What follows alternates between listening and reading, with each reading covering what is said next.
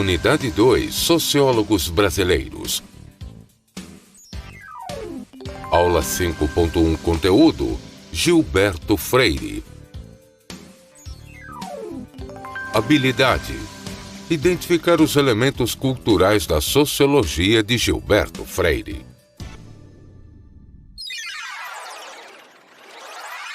Olá, estamos de volta com o nosso componente curricular Sociologia. É bom estarmos aqui mais uma vez para conversarmos sobre assuntos ligados a esta ciência. E hoje nós iremos tratar assuntos muito especiais para todos vocês e para nós também. Mas antes de iniciarmos os conteúdos de hoje, vamos fazer uma breve revisão do que foi visto na unidade anterior. Nós falamos de Karl Marx, sua história, sua vida, vimos a formação acadêmica de Marx e vimos que Karl Marx foi um grande pensador, que teve a sua história, a sua produção dividida em 3 etapas. O jovem Marx, quando ele foi mais filósofo, o período de transição e, em terceiro, o Marx maduro. Vimos também na sociologia de Marx que a base de análise sociológica foi a infraestrutura e a superestrutura. Foi a partir destes elementos que Marx vai analisar a sociedade capitalista, a sociedade na qual vivemos. Alguns conceitos foram trabalhados na nossa aula da sociologia marxiana. Foram eles classe social e mais-valia. A mais-valia, por sua vez, se subdivide em mais-valia absoluta, mais-valia relativa e alienação. Dito isto, vamos agora iniciar o nosso desafio do dia. Isso é um quindim. Vocês conhecem esse doce? Parece delicioso. O que será que nós temos mais nesta mesa hoje para mostrar para vocês? Gente, isso é uma feijoada. Vocês gostam de feijoada? Já ouviram falar desse prato? Já provaram? O que mais que nós temos? Esse todos conhecem. Parece um peixe assado, um tambaqui. Será? Depois vocês podem corrigir, mas que é um peixe e parece muito saboroso.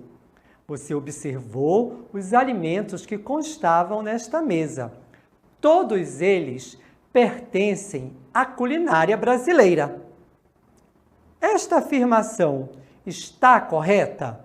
Sim ou não? E por quê? Vamos iniciar a nossa aula e hoje nós vamos trabalhar um sociólogo brasileiro chamado Gilberto Freire. Gilberto Freire nasceu no ano de 1900 na cidade de Recife, no estado de Pernambuco. Seu pai, Alfredo Freire, era juiz e professor universitário, que ensinaria latim ao filho.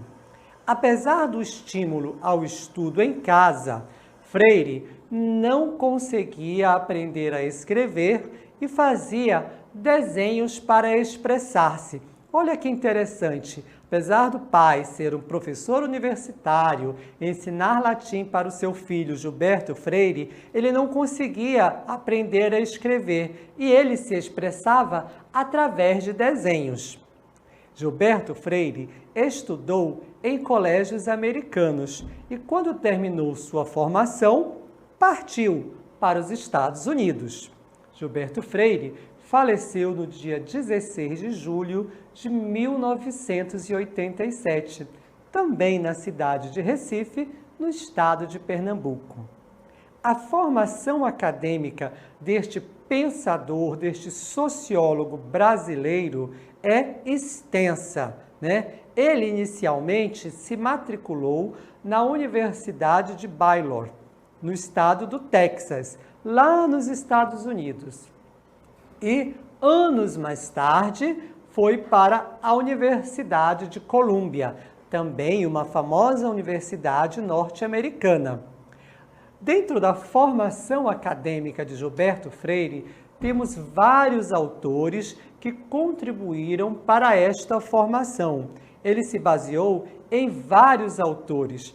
As principais influências de Gilberto Freire são o antropólogo alemão Franz Boas, Max Weber. Esses vocês já conhecem, Max Weber, não é verdade? Ele influenciou bastante a formação acadêmica de Gilberto Freire. O poeta americano Vachel Lindsay, a poeta americana Amy Lowell, entre muitos outros. Desta maneira, ele, Gilberto Freire, se afasta do positivismo imperante na intelectualidade brasileira do momento. Gilberto Freire inicia sua vida acadêmica na primeira metade do século XX. E neste momento da história do Brasil, o início do século XX, os nossos intelectuais estavam, como diz aí no texto, muito impregnados pelo positivismo, que é uma corrente de pensamento sociológica, a qual nós já falamos em nossas aulas. Mas Freire, igualmente, incorpora à sua escrita a corrente do imagismo, que utiliza imagens, metáforas e símbolos para explicar suas teses.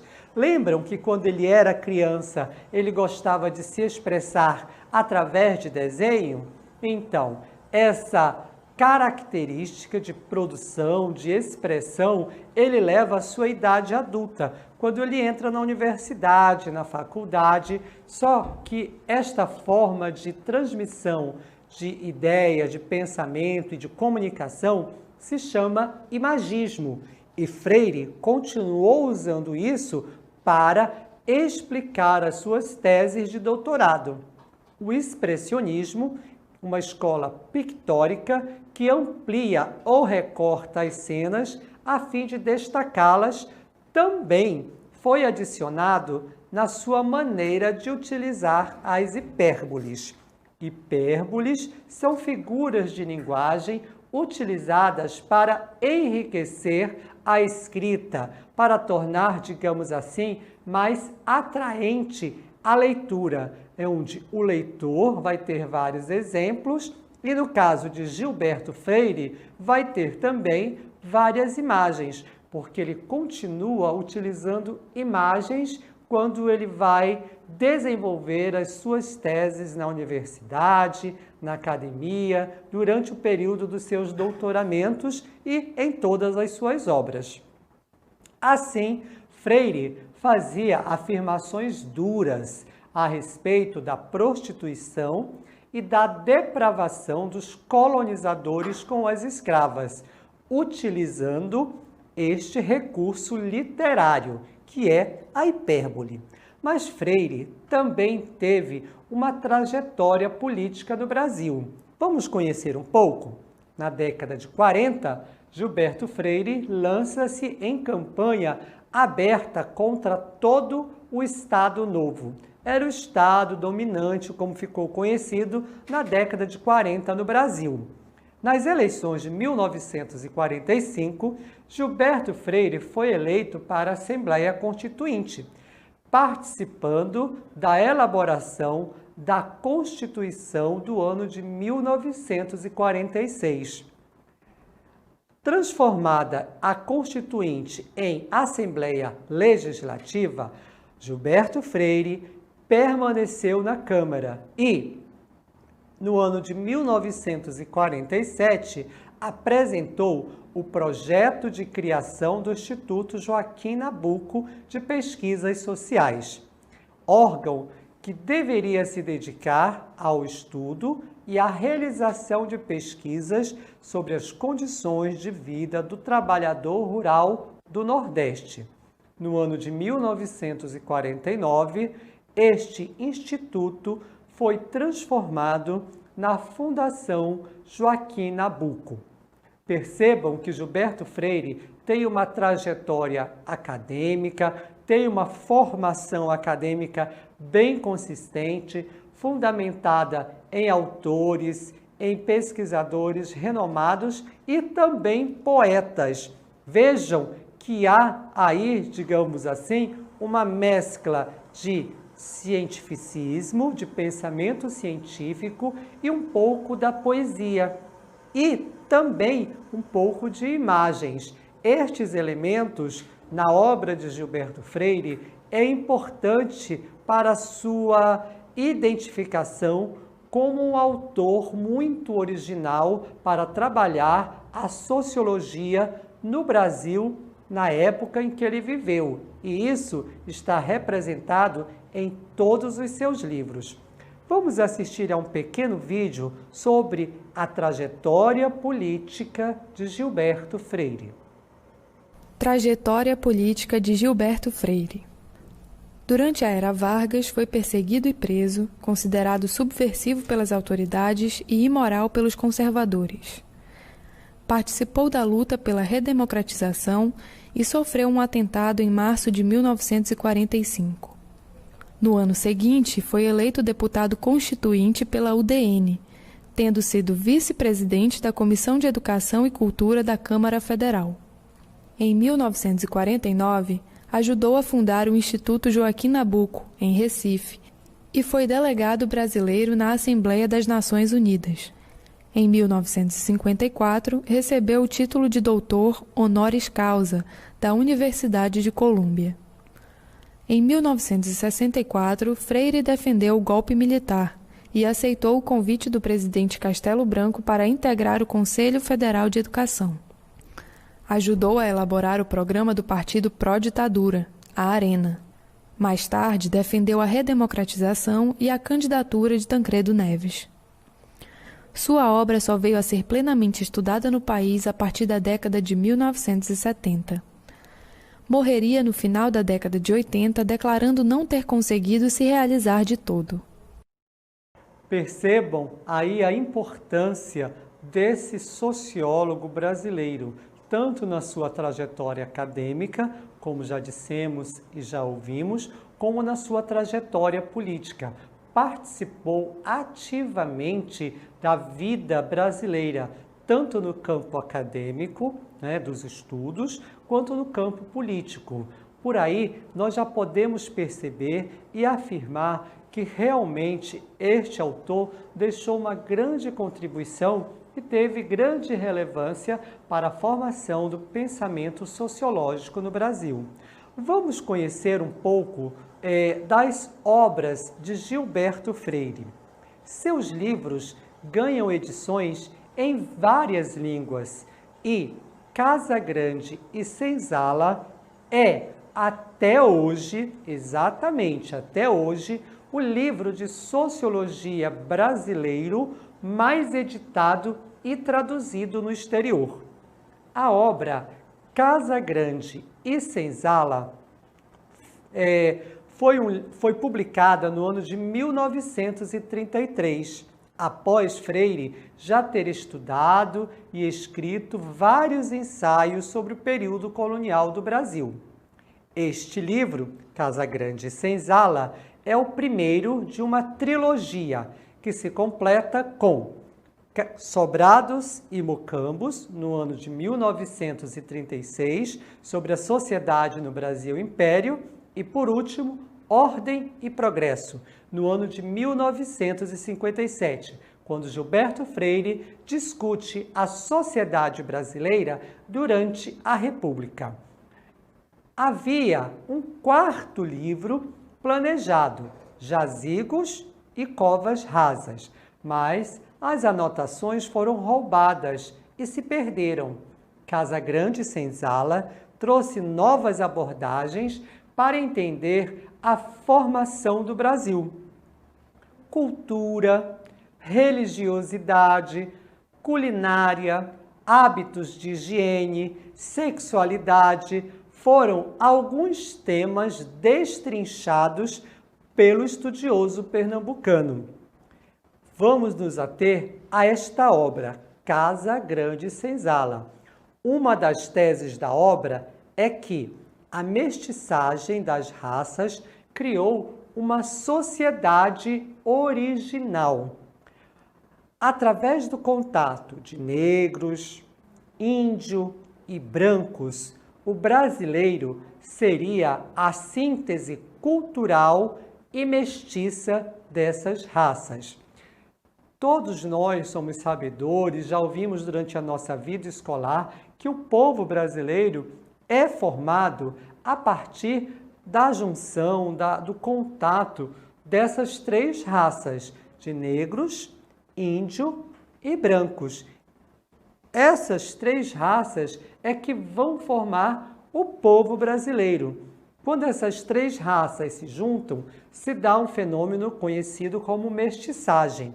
E Gilberto Freire vai dizer que essa mestiçagem seria uma síntese cultural, que formaria, então, uma sociedade totalmente original, muito própria, porque se juntou vários elementos dessas três raças, não somente os elementos biológicos, mas elementos culturais, elementos religiosos, de higiene, de sexualidade, como nós já vimos, e isso fez com que o povo brasileiro, na visão de Gilberto Freire, fosse e seja um povo totalmente original. O que não quer dizer que esta formação se tenha dado de maneira pacífica. Veja bem, isso não aconteceu de uma maneira harmoniosa, pacífica, tranquila, pois o próprio Gilberto Freire destaca a violência da escravidão. Mesmo com essa mestiçagem que aconteceu, essa junção das três raças, tanto a escravidão quanto o contato do branco com o índio tiveram muitos momentos de violência, mas isso não fez com que, digamos assim, essa mistura, como já falamos, biológica, cultural, acontecesse. Ela aconteceu e é parte, é marca registrada do povo brasileiro. Ao invés de ilustrar essa tese com dados econômicos, Freire vai recorrer à culinária para provar o quão mestiça era a sociedade brasileira.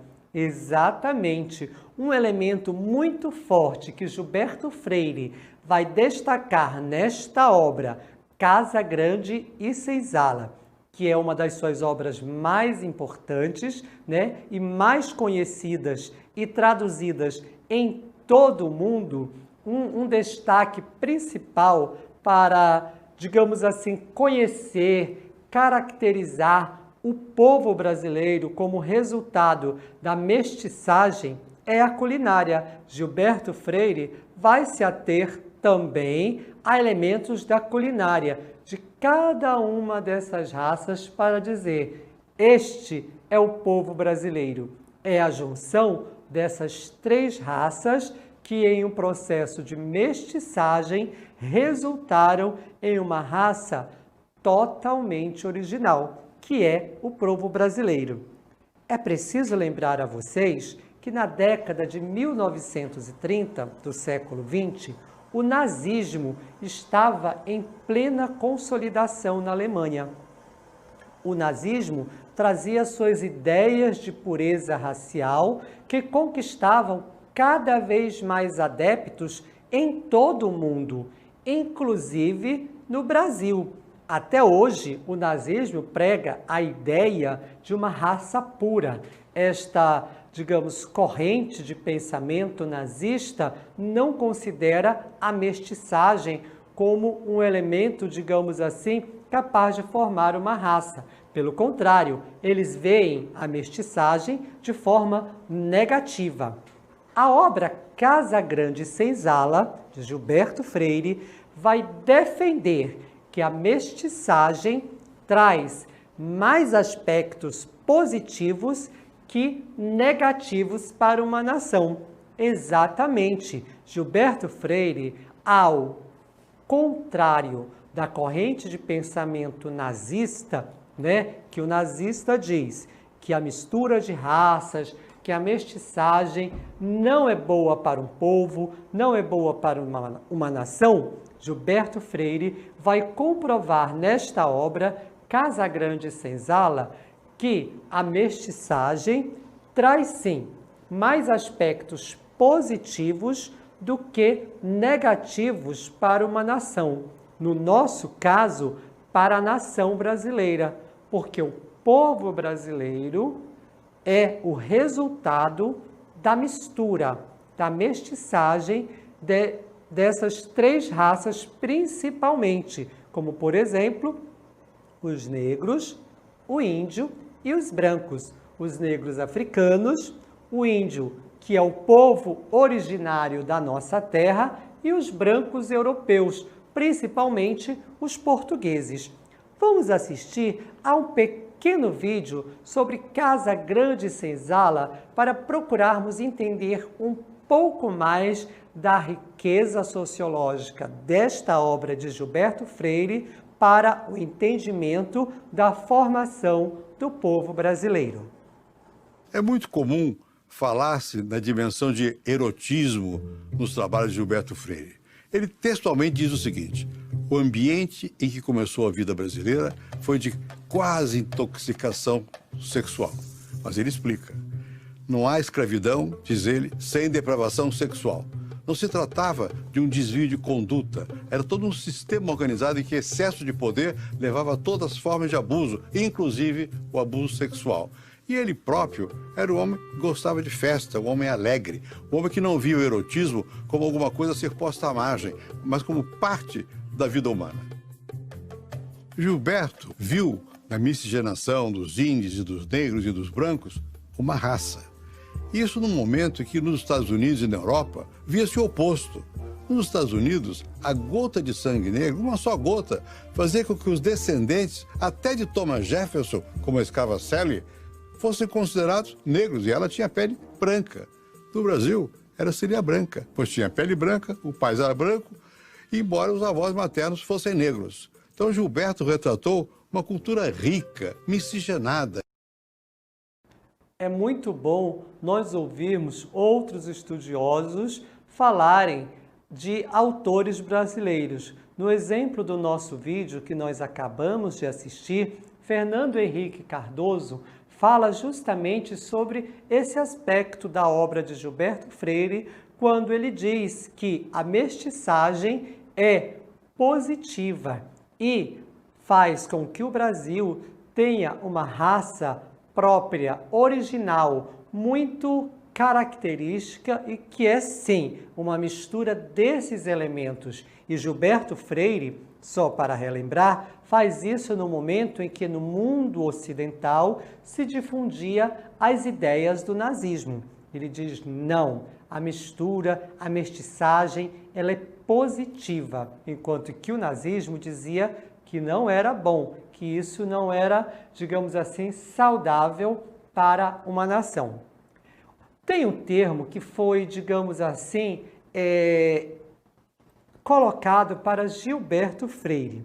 Este termo é democracia racial. Gilberto Freire foi criticado por defender a democracia racial no Brasil.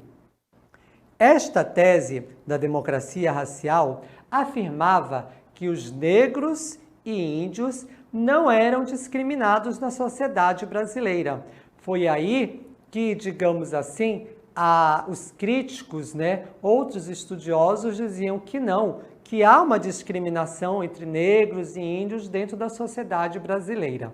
Mas esse termo, democracia racial, nós vamos conversar sobre ele um pouquinho mais à frente. Só gostaria que vocês registrassem, escrevessem aí no seu caderno este termo que foi, digamos assim, colocado para Gilberto Freire, que é a democracia racial. Mas antes de voltarmos a falar sobre este termo, vamos assistir mais um pequeno vídeo de Casagrande e Senzala.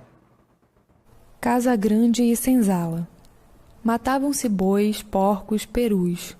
Faziam-se bolos, doces, pudins de todas as qualidades. A galinha, aliás, figura em várias cerimônias religiosas e tisanas afrodisíacas dos africanos do Brasil. O açúcar, que fez acompanhar sempre do negro, adoçou tantos aspectos da vida brasileira que não se pode separar dele a civilização nacional. Todos esses elementos que vocês viram nesse vídeo passam do índio, pelo negro e pelo branco.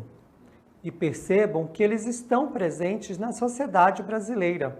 Estão presentes aqui no nosso estado do Amazonas, aí na comunidade ou no município onde você vive. E lembram que antes do nosso vídeo nós chamamos a atenção para um termo que foi colocado para Gilberto Freire? Qual foi esse termo? Democracia racial. Na verdade, essa expressão nunca foi utilizada por Freire.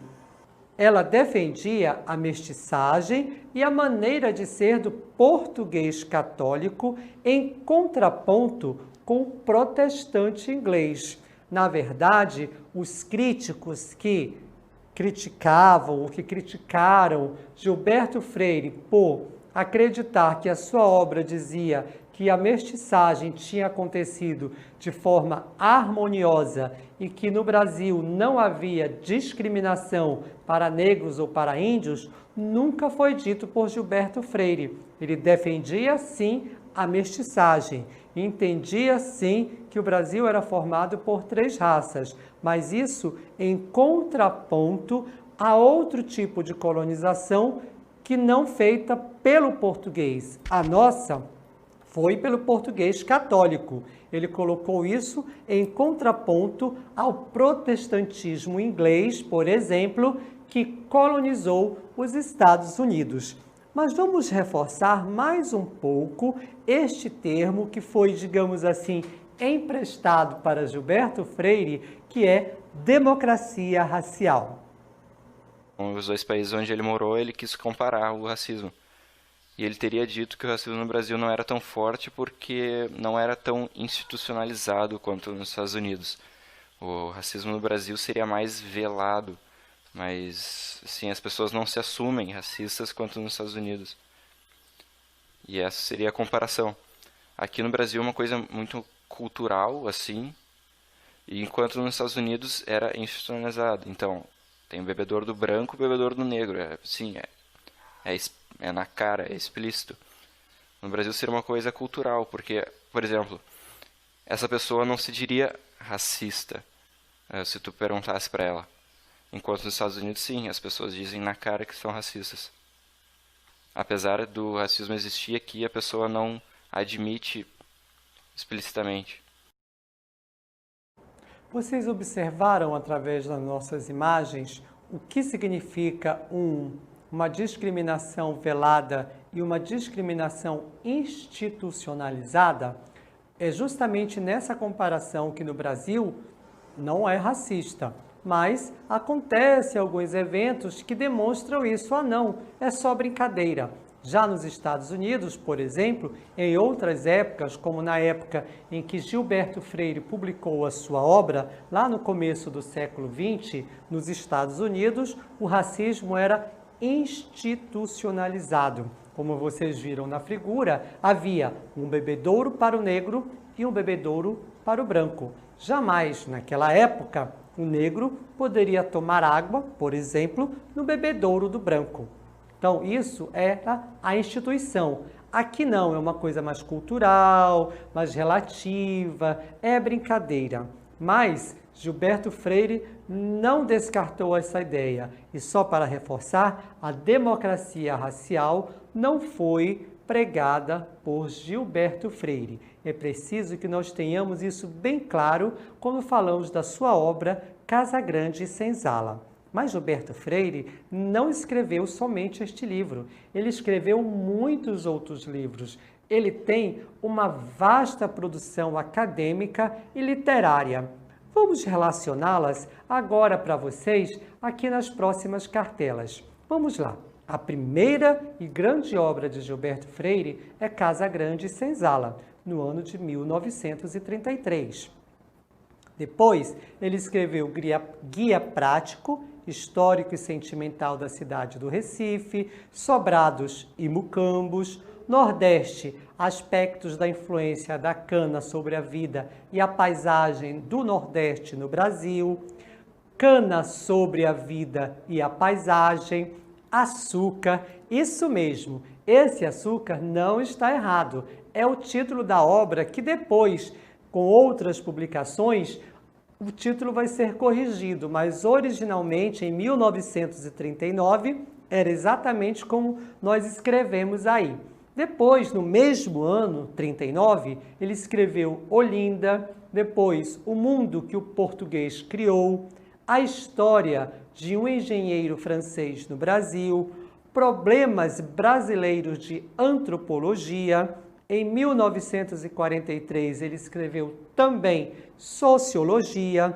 Aí, na próxima cartela, vocês vão poder ver a capa de algumas dessas obras que nós relacionamos e que são de autoria deste sociólogo brasileiro. Mas não são somente essas. Vamos continuar só para nós citarmos as obras de Gilberto Freire? Ele escreveu também Vida Social no Brasil, nos meados do século XIX, já no ano de 1964, Brasis, Brasil e Brasília, no ano de 1968, Brasileiro, entre outros hispanos, no ano de 1975 e, no ano de 1987, o ano de falecimento de Gilberto Freire, ele ainda deixou escrito a obra Homens, Engenharias e Rumos Sociais. Por esta rápida leitura da lista de obras de Gilberto Freire, nós podemos claramente concluir a grande produção literária que este sociólogo deixa para o povo brasileiro e para todos nós, e o seu intuito, o seu desejo de entender o povo brasileiro. Mas, nesta aula, nós destacamos a obra Casa Grande Senzala, porque esta é a primeira, é o pontapé inicial, digamos assim, para a compreensão de como se formou esse povo. Que povo é este? Quem somos nós? Quais são as nossas características? Por que somos assim? Por que nos comportamos assim ou comemos assim, né? Já que um elemento principal usado por Gilberto Freire foi a culinária e a mestiçagem que foi promovido e que deu aí para nós tantos pratos deliciosos. A sua aula continua no próximo vídeo.